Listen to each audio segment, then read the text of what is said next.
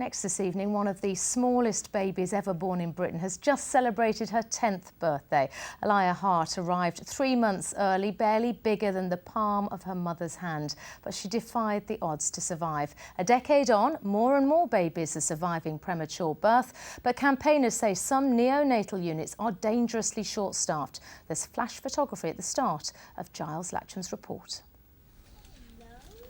She weighed just 12 ounces, about the same as a jar of jam.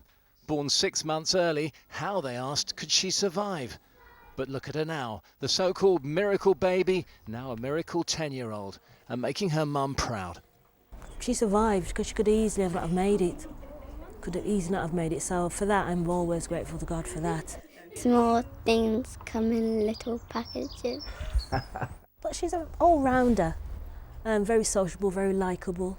And she's a very pretty little girl as well, I must say so myself.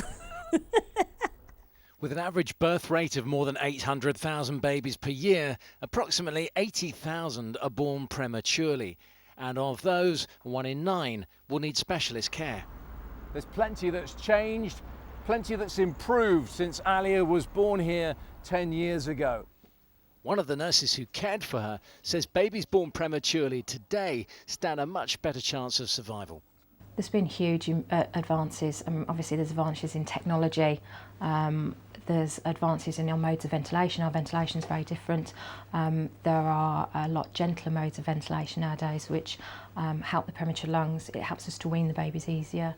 All of Aaliyah's short life, campaigners have been warning that too many neonatal units are making do with too few specially trained nurses. A large number of nurses are about to come towards retirement, so it's a sort of double issue that we need to make sure we are also recruiting enough young nurses into the profession and really valuing them within the NHS. We're hearing stories all over Britain now of children surviving, and that's because they're getting the good specialist care, which needs to continue. I mean, there's all a lot of moaning and groaning about the NHS, but you know, it's a good service at the end of the day. Training neonatal nurses is costly and time-consuming, but the smile on the face is beyond price. Giles Latcham, BBC Midlands Today, Birmingham.